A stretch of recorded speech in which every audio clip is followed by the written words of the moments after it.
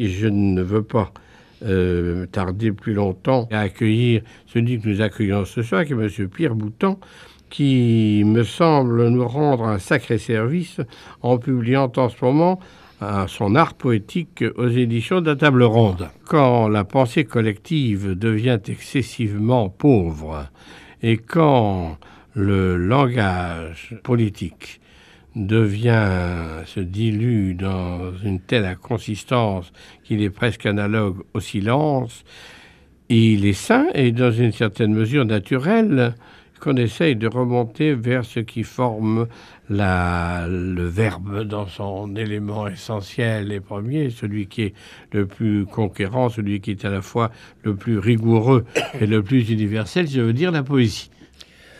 Oui, vous avez dit un peu de mal du silence tout à l'heure, en comparant le discours politique au silence. Le silence est beaucoup plus riche, sérieux, rythmique et plus proche du poème. Et le poème, la langue poétique, intègre le silence dont nous n'avons que du bien à dire. Mais alors, pourquoi parlons-nous? C'est toute la question. Et c'est autour de cette parole poétique et de l'essence de la poésie que, je suppose, vous avez quelques questions à me poser. Oui, c'est bien ce que vous avez voulu faire, n'est-ce pas, dans cette intention, dans cet art poétique qui n'a pas du tout d'intention pédagogique et dans laquelle je discerne, me semble-t-il, 3 degrés successifs d'intention, dont le premier me charme beaucoup, c'est l'ardeur avec laquelle vous essayez de faire remonter le verbe poétique jusqu'au langage premier universel, celui que vous appelez le langage d'avant Babel, le langage universel de l'humanité sur lequel il y aurait beaucoup à dire, mais sûrement beaucoup à méditer aussi. Cette langue première n'est pas seulement une hypothèse, c'est une exigence. Nous n'avons guère la possibilité d'en traiter de manière scientifique, comme ils disent, mais l'essence, la possibilité même d'une traduction et du passage de la langue des dieux, comme disaient les Grecs, comme dit Vico aussi, de la langue divine, et d'une langue à l'autre, montre bien qu'il y a quelque chose de commun, une racine première à laquelle nous pouvons et devons remonter. Si vous arrivez à traduire en n'y étant pour rien, si devant le poème, n'étant qu'un homme, sans qualité ni qualification particulière, si le bonheur et la grâce font que vous pouvez passer de cette langue qui vous est même quelquefois presque étrangère à la langue, à votre langue, à la traduction dans votre langue, ou même quelquefois, comme je le fais par pure démonstration théorique, à partir de votre langue dans une langue étrangère, et que cela ressemble ça ressemble au sens où Dieu a fait l'homme à son image. Eh bien, il y a une image, il y a des langages poétiques qui sont à l'image de cette langue première, et ça se voit comme, si j'ose dire, comme le nez au milieu de la figure. Qu'est-ce que le nez pour le poème? C'est une certaine inflexion, c'est une direction, mais c'est une modalité universelle. C'est une rencontre de l'être de l'homme hors du langage utile, ou simplement utile. C'est le langage de la courbure, c'est le langage de l'appel. Le poème est une courbure, vous avez prononcé vous-même le mot de courbure, c'est un recourbement du langage, et à l'intérieur, ça n'est pas pour rien qu'on parle de tropos, c'est la strépho, c'est la tournure prise. Alors nous avons quelquefois besoin de tourner pour aller plus droit. La conception de la rectitude, n'est-ce pas? La première conception de la rectitude ne va pas tout à fait de soi. Il y a des choses, par exemple, dans Saint-Augustin, qui sont très précises sur le genre de géométrie, un genre de géométrie qui est une espèce de géométrie héroïque à laquelle nous ne pouvons pas appliquer les normes de la géométrie pure. Visuelle. Oui, visuelle, à tout le moins. L'expérience, elle montre un cheminement sur lequel j'aimerais bien que vous vous exprimiez de manière avec un peu plus de détails, qui, moi, m'avait beaucoup frappé, c'est ce passage de la langue prose, le carrefour d'Héraclès, le passage de la langue prose à la langue poésie. Je n'ai jamais dit, ni personne ne peut dire qu'il y ait passage de la prose à la poésie, ni que la première langue ait été une langue prosaïque en face d'une langue poétique. Je ne l'ai pas dit parce que ça n'est pas vrai. Rien ne prouve qu'on ait commencé par la prose. On a même de bonnes raisons de penser que ce qui commence, c'est le poème. Que la première langue est poétique. La première langue, selon Vico, il y a une langue muette, qui est la langue des dieux. Et ensuite, il y a une langue qui est le poème, qui est la langue héroïque. Oui. Oui. Alors donc, on ne commence pas par la prose, on commencerait plutôt, si on commençait par quelque chose, par le poème. Et à l'intérieur d'une des langues prosaïques, d'une des langues comme à l'intérieur du latin, par exemple, c'est constitué un domaine poétique. Et le domaine poétique est aussi différent que les... J'ai parlé à un moment des divinités de la naissance et de l'accouchement. N'est-ce pas? Il y a, comme il y a les naissances toutes droites, et puis il y a les naissances où ça présente des difficultés. Parce que ce passage, ce problème de traduction que vous évoquez et que d'ailleurs vous pratiquez dans votre livre... Oui, c'est ça l'important, c'est la pratique. Oui, avec des... Oui, mais c'est la pratique qui pose des questions. Parce que, en effet, personne ne peut dire ce qui sépare, ce qui distingue tout d'un coup dans un langage, ce qui fait qu'il est poétique, ce qui fait qu'il n'est pas poétique, ce qui fait que tel vers de Verlaine, comme voici des fruits, des fleurs, des feuilles et des branches, qui est une petite énumération, devient tout d'un coup un vers admirable, sans que rien le distingue formellement de la prose. Ça c'est la question de M. Jourdain, bien sûr, à son maître de rhétorique. Oui. Hein? M. Jourdain qui fait de la prose sans le savoir. Pour le traducteur, c'est une étude sérieuse tout de même. Pour le traducteur, c'est une étude très sérieuse de savoir passer d'une poésie qui est fondée sur une certaine idée de la musique, sur une certaine idée du rythme, sur une certaine idée du rapport, du sens à la sonorité, dans une langue dont les rapports ne sont pas analogues. Il peut y avoir toutes sortes de différences de langue, d'une part, mais il ne s'agit pas de passer d'un type de poésie à un autre. Il s'agit bien entendu de passer du même à l'autre même, n'est-ce pas? Parce que si vous passez d'une poésie à une autre, vous n'avez pas traduit. Vous n'avez pas traduit le poème en un poème. J'affirme que toute vraie traduction du poème doit être un poème. Il se peut que certaines langues, des communautés d'origine, des directions semblables, une manière de tourner la langue dans sa bouche à l'origine et permettre par exemple une traduction plus facilement. C'est vrai, je n'ai pas traduit de poème chinois. C'est vrai, il y a beaucoup de langues que je n'ai pas. Mais je pense que ça ne serait pas impossible, ça m'intéresserait beaucoup si j'avais le temps. J'ai traduit ce que je trouvais souvent loin de moi, loin de ma pratique poétique personnelle. Mais je pense que le poème est quelque chose d'indépendant qui se fait à l'intérieur, dans toutes les langues, n'est-ce pas? Et qui est fait pour démontrer à la fois la merveilleuse unité et la ressemblance à Dieu de tous les hommes en tant qu'ils parlent, car ils se joignent par là. Si on s'imagine qu'on rejoindra les hommes dans la paix à travers la prose ou à travers la publicité, on se trompe bien, on ne rejoindra les hommes que par les sommets. Et les sommets, c'est cela.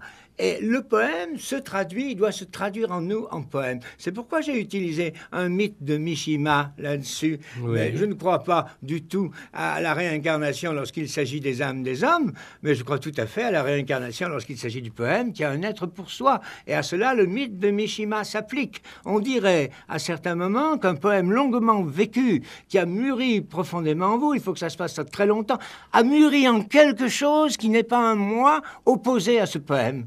Par l'ouverture. C'est exactement le même problème que celui de la mystique. Alors il y a ouverture et accueil à ce poème étranger et tout d'un coup des analogies, des correspondances exactes et différentes apparaissent. Là, pour une fois, je serais kantien. Il y a chez Kant une explication de deux sortes d'analogies. L'analogie qui est une ressemblance inexacte, imparfaite, entre des choses dans des domaines, dans des domaines qui sont le même domaine. Et puis, il y a l'analogie qui est parfaite entre des domaines radicalement différents, comme quand on joue au jeu des analogies. Et tout d'un coup, de l'analogie jaillit l'identité même. C'est cela même. Le poème traduit doit nous faire dire c'est cela même. On doit ne pas pouvoir voir comment ça serait traduit autrement. Mais ça dure quelquefois très longtemps, quelquefois ça la fait tout de suite. Et avant de traduire un poème qui m'est satisfait, il y en a 30 que j'ai jetés au panier. Et pour un cas où je crois avoir réussi, il y en a 50 où j'ai renoncé. Pas pour toujours d'ailleurs. Il faut d'abord que le poème soit aimé. C'est comme, vous savez, c'est une explication qu'avait donnée Malraux jadis dans son roman terrible. Lorsque l'anarchiste, on lui demande pourquoi il veut tuer lui-même. N'est-ce pas? Et il répond tout simplement parce que quand j'aime une femme, je veux que ce soit moi qui la baise et non pas quelqu'un d'autre. Eh bien, le poème, c'est la même chose. Ça marche, ça va ou ça ne va pas. Et c'est une espèce de rapport érotique, mystérieux, profond. C'est un rapport d'amour, certainement, au sens platonicien. Alors, pour vous, cette traduction-là, donc dans votre esprit, dans la conduite de votre acte, elle a un sens particulier pour la poésie qu'elle n'a pas pour la prose. Exactement. Bon, mais encore une fois, ça ne peut pas être praticable entre n'importe quelle langue. Parce que il y a un auditeur qui me pose une question très naïve. Il demande comme... Oui. Ce sont les meilleures questions, les questions naïves. Nous sommes tous naïfs. Non, c'est pas, la question n'est pas du tout naïve. Il se demande comment il se fait. Étant donné ce que vous avez dit tout à l'heure, comment il se fait que la Sainte Vierge parle à la fois toutes les langues, suivant le pays dans lequel elle apparaît. Parce que Dieu peut tout, peut faire parler la Sainte Vierge exactement comme il veut. Oui. Et d'ailleurs, nous parlons nous-mêmes, quand justement, nous sommes un peu comme la Sainte Vierge. Oui. Dans une traduction de poèmes très différents, on se demande comment on peut traduire en français des sentiments aussi différents et de langues qui sont aussi éloignées, avec une sensibilité qui semble... Eh bien, dans certains cas, quand il y a urgence et quand il y a inspiration, ça s'appelle inspiration. La Sainte Vierge est naturellement inspirée. Le malheureux traducteur, oui. Elle est là, si j'ose dire, pour cela. C'est en cela qu'elle a une mission. Mais dire être là pour ça, regardez comme elle a prose. J'ai un poème tout prêt, et en plusieurs langues tout de suite, pour vous dire, elle est là pour ça. Quand nous disons elle est là pour ça, c'est une prose fort intéressante, justiciable, des cas, de la réflexion grammaticale, etc. Mais le être pour, ça contient toutes sortes de poèmes, et sans doute des structures, des formes absolument inassimilables au être pour des cas ordinaires. Et je pense souvent à dans nos patois perdus, il y a eu des poèmes morts, et il y avait dans certains cas des relations absolument irremplaçables qui ont été comprises une fois, saisies une fois, qui ont été de la poésie géniale et qui a disparu. Qui sont perdus. C'est de parle aussi cet auditeur dans sa question qui fait allusion à tous les patois à la fois français et étrangers, les patois des provinces et des pays yougoslaves. Je suis dedans, je viens le Yougoslave, pas aller chercher les Yougoslaves. Mais c'est parce qu'il y a eu une apparition très récente. Récente, je connais les affaires, mais vous savez, le patois, la Sainte Vierge parle aux gens pour qu'ils la comprennent. Elle vient quelque part, entre le temps et l'espace, nous savons qu'il y a des disparités étranges qui font la beauté du monde et la valeur du monde. La Sainte Vierge vient ici, et non ailleurs, parce qu'il y a des raisons poétiques supérieures, c'est-à-dire mystiques, à ce qu'elle vienne ici et non ailleurs. Et quand elle vient ici et non ailleurs, sauf dans des circonstances tout à fait exceptionnelles, elle va parler aux gens dans la langue qu'ils comprennent, car elle vient pour être comprise. Et pour être comprise mystiquement, comme le poète vient pour être compris poétiquement. Ces questions ne sont pas enfantines, malheureusement. Aucun enfant ne les poserait, ce genre de questions. Je les respecte, je les aime, ces questions, comme j'aime tout ce que l'auditeur peut m'apporter, toutes les questions qu'il peut me poser, mais ce sont des questions puériles et non pas enfantines. Oui, bien entendu. Mais cela dit, la manière dont vous concevez la traduction de la poésie pose des problèmes considérables quand il s'agit de poèmes d'une certaine durée, d'une certaine dimension, pour maintenir la solidité à la fois du langage aller du langage retour, parce que il suffit pas que celui qui traduit soit d'accord avec ce qu'il a traduit, il faut encore que celui qui le lit parviennent à ressentir ce qu'il a à lire, c'est-à-dire à sentir l'original. Vous avez fait une très belle traduction du Corbeau d'Edgar Poe, oui. Mais il est clair que le poème que vous écrivez n'est pas un poème américain. C'est pas un poème aussi bien fait que le Corbeau n'est pas un poème américain. Le Corbeau est une poésie. Je prétends que mot pour mot, j'ai sauvé, oui. À l'intérieur de la traduction, c'est sauvé, car je n'y suis pour rien. Ce sont sauvées les assonances, ce sont sauvées les rimes intérieures, oui. Se sont révélées... Et je prétends que ma traduction, la traduction qui m'est venue du Corbeau, c'est le poème même, comme autre. Et je prétends que c'est lui. Et quant à la longueur du poème, on prétendait jadis qu'il n'y a pas de long poème, que le poème doit être nécessairement court. C'est une question longuement débattue. Le temps, la longueur ne font rien à l'affaire. Ce que je vous dis seulement, c'est que j'ai traduit le 33e chant du Paradis de Dante. C'est pas spécialement court, n'est-ce pas? Et je l'ai traduit avec les difficultés de la terza rima, que j'ai réussi presque toujours à respecter, mais quand je ne l'ai pas respecté, j'ai compensé le non-respect par autre chose. C'est-à-dire, j'ai fait ce que Wittgenstein conseille et qu'il indique. J'ai traité ça à la fois, c'est à la fois comme un problème, mais le temps ne faisant rien à l'affaire, c'est un problème qui peut parfois être réglé immédiatement. Ça peut être réglé comme un coup de foudre. D'ailleurs, nous sommes en plein dans les choses de la foudre et dans les choses du coup de foudre et dans les choses de l'amour. C'est pour ça que c'est si difficile. Seulement, c'est un besoin de l'homme. Les hommes ne savent plus ce que c'est qu'un poème. Plus du tout. Une liste comment conciliez-vous les deux choses que vous venez de dire? Quoi? Je dis que les hommes ne savent plus parce qu'on les a abrutis, on leur fait perdre cela. Il y a tant de coquins intéressés à les distraire de l'essentiel, c'est-à-dire de leur être et de la poésie et de la vie supérieure, qu'ils finissent par se faire avoir. Mais en se faisant avoir, quelque chose proteste en eux, puisque le poème et la rime et les assonances et le chant, une espèce de chant dans le langage même, ont réapparu sous la forme la plus évidemment lamentable, que je déteste, hein, mais c'est bien, c'est l'hommage du vice à la vertu, sous la forme de la publicité. Des gens qui ne savent plus ce que c'est que la rime, que les rythmes, ont dans la tête les rythmes de la publicité, et les vendeurs de choses ont besoin, pour vendre leurs choses, de les mettre en musique.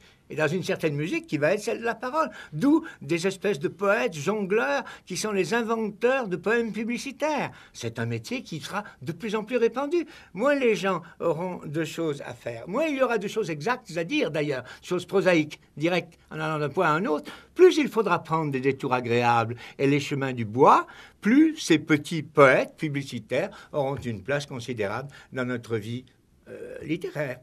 Enfin, littéraire. Dans notre vie. Mais il faudra trouver la place alors, parce que nous changeons un petit peu de dimension. C'était un peu la troisième intention. Tout à l'heure, oui. Je pensais aux difficultés de la traduction, et nous sommes en train de passer à la difficulté d'être poétique dans une société où la réalité poétique est mal appréhendé, maltraité aussi, maltraité depuis le commencement de l'école. Et voilà, on est maltraité dans l'esprit des gens. Il n'y a pas où la poésie n'est pas comprise dans sa durée. Sa durée, non pas seulement la durée du poème, mais la durée, la continuité du poème avec un grand P qui commence presque à l'origine de la langue et qui se poursuit, qui chemine. Oui, on peut dire qu'il n'y a qu'un seul poème, en effet. Dans un sens. Oui, c'est passionnant, ça. Mais alors, précisément, la difficulté, je récuse votre difficulté. Difficile, ça veut dire que c'est difficile à faire. Difficile, c'est qu'on fait mal, qu'on a de la peine à faire. Mais quand la difficulté est surmontée, c'est une fausse difficulté qui apparaît vaincue. Et la vraie difficulté triomphe, au contraire. La vraie difficulté, c'est la gloire du chant qui réussit à exprimer ce qu'il voulait. C'est comme les gens qui croient que les rimes sont nécessairement une violence que l'on se fait et qui vont gêner le cours de la pensée et qui donnent au cours de cette pensée une réalité, une modalité artificielle. C'est complètement faux. Ils se demandent comment on peut faire tout ça. Mais il y a des virtuoses. Et il y a des gens qui ne sont pas virtuoses, qui sont traducteurs ou poètes et qui découvrent comme une grande facilité. C'est ça qui est facile, c'est ça qui se fait. Ce qui se fait, c'est le poème et non pas le langage de la prose. Il y a des choses qui ne peuvent pas se dire en prose et quand on les dit en prose, on se casse la figure. Les traductions, la limite de la traduction en prose, c'est la traduction automatique. C'est la machine à traduire. C'est la machine à traduire. Et cette machine à traduire aboutit à des effets cocasses que nous connaissons tous et qui n'ont aucune espèce de sens. Vous avez dans votre livre, du reste, à cet égard, une brève querelle à distance, malheureusement, car j'aurais aimé avoir la querelle en forme de dialogue avec Paul Valéry au sujet de sa traduction des Bucoliques, qui est en effet une entreprise que bien des lecteurs connaissent, qui est une entreprise qui est assez réussie à bien des égards, mais dont il est tout à fait clair, je crois que lui-même en fut convenu, qu'elle n'a pas ni la dimension, ni la chaleur, ni l'épaisseur, ni le lyrisme de l'original latin. Non, sûrement pas. Ni même de l'original de ce qu'il y a d'habitude dans Valéry lui-même. Et il y a quelqu'un qui savait très bien ça, avec qui il avait espéré traduire des poèmes, faire des traductions. C'est justement l'admirable Catherine Posy qui a jugé sur beaucoup de points, et sur celui-là aussi, Valéry à son aune. Valéry est un très grand poète, mais traducteur, non. Non. Et il n'avait pas compris ce que c'était. Interprète, non. Traducteur, peut-être. Il a voulu faire passer quelque chose, mais il n'a rien fait passer du tout, à mon avis. Non. Rien. Vraiment rien du tout. Non, c'est vrai. Et ce n'est pas un interprète. Non. Est-ce que vous connaissez la traduction de Pagnol de Bucolique? Oui, j'ai eu entre les mains une traduction de Pagnol, oui, mais il y a déjà longtemps. Oui, elle est plus récente que celle de... Celle de Valéry, oui. Celle de Valéry, oui, on est habitué à celle de Valéry. Elle est plus agile. Oui, mais je crois qu'elle est meilleure. Mais elle n'a pas non plus cette épaisseur lyrique, parce que c'est ça qui est difficile à retrouver quand on a... du pas le bonheur, mais disons quand on se trouve rencontrer les deux langues, le difficile c'est de retrouver l'épaisseur de l'une dans l'épaisseur de l'autre. Le latin est terriblement difficile. Vous avez dû voir que je n'ai pas abordé beaucoup, j'ai échoué très souvent sur le latin. J'ai vraiment échoué.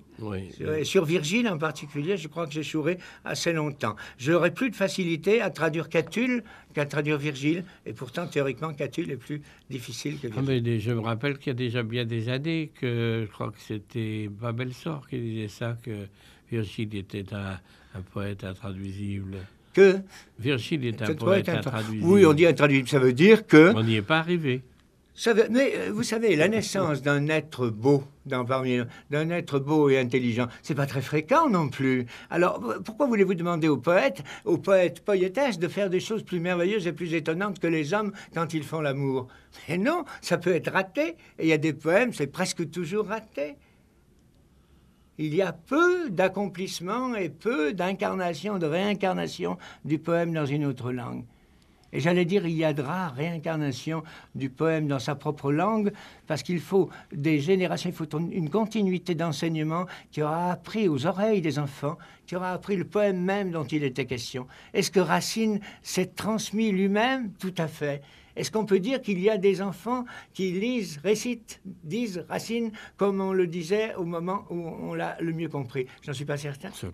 Presque certainement non. Mais remarquez que maintenant, il y a beaucoup d'enfants qui arrivent au baccalauréat presque sans l'avoir lu, en ayant lu en tout et pour tout. Ça, c'est comme l'inflation, ça, c'est l'abaissement. Oui, la mauvaise monnaie chasse la bonne.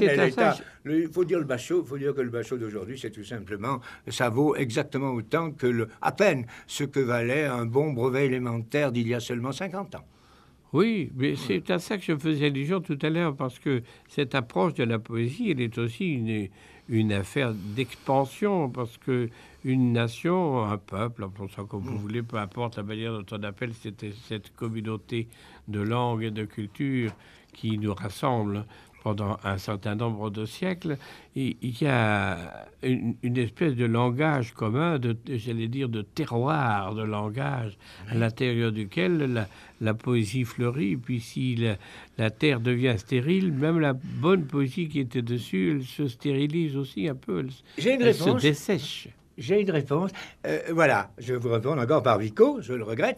Tout simplement, il y a des périodes de décadence, et il y a des périodes, ça s'appelle le passage à ce que Vico appelle l'âge de l'homme ou des hommes, c'est-à-dire l'âge de n'importe qui. L'âge de n'importe qui, c'est le triomphe de la prose, avec de tardifs refus. Et puis, à l'intérieur de cet âge de l'homme, il y a l'annonce de nouveaux âges héroïques. Je pense que nous sommes à un degré de décadence, où c'est pour ça que ce qui se passe ne m'intéresse pas tellement, où de nouveaux âges héroïques vont apparaître. Et avec les nouveaux âges héroïques, réapparaîtra la poésie. Je ne vous dis pas que les petits poèmes publicitaires sont l'indication de cette transformation-là. Mais je vous dis qu'il y a une exigence poétique, il y a un point d'avilissement du langage que nous connaissons, et en particulier pour notre beau français, comme disait Du Bellay. Il y a eu un moment où Du Bellay a tiré le français vers l'avant, et où c'est devenu ce que c'est devenu. Eh bien, je crois que le français reparaîtra comme d'autres langues. Et les langues européennes sont destinées à renaître. Et il y a peut-être d'autres langues que je ne connais pas qui auront aussi de magnifiques expressions, ce que j'appelle divines ou héroïques. Je crois aux mécanismes héroïques de l'histoire. J'attends les mécanismes héroïques de l'histoire.